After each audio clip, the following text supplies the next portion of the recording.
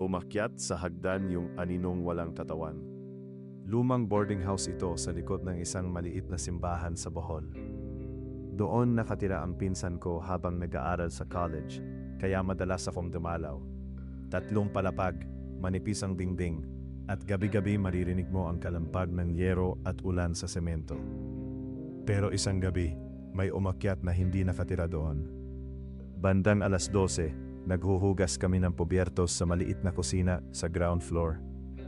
Tahimik ang buong bahay. Yung tipong maririnig mo pati kislot ng kutsara sa plato. Tapos may umapak sa unang baitang ng hagdan. 1, 2, 3. Parang may taong mabagal umakyat. Normal sana. Kaso walang tao sa hagdan. Nakita namin pareho. Gumaganaw ang anino sa dingding.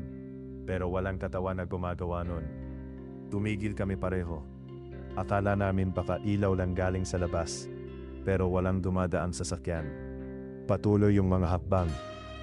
Unti-unting umaakyat. Rinig sa kahoy na hagdan. Langit-nit. Bigat ng paa. Umabot sa second floor. May pinto doon na laging nakalak kasi walang umuupa.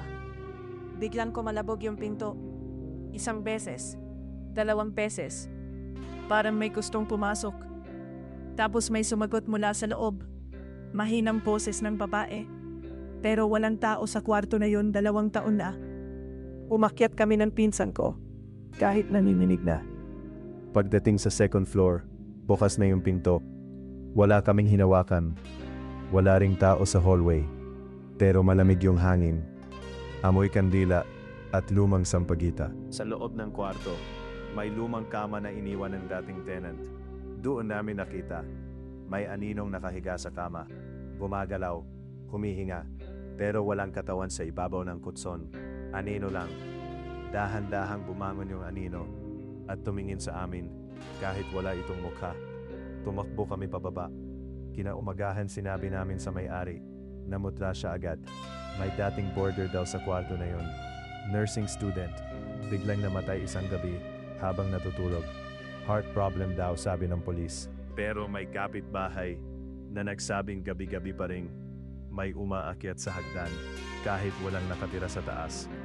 Hanggang ngayon, walang gustong umupa sa kwarto na yon. Hindi na bumalik doon ang pinsan ko pagkatapos ng semester na yon. Pero minsan, kapag dumadaan ako sa likod ng simbahan sa gabi, napapatingin pa rin ako sa hagdan sa loob ng boarding house.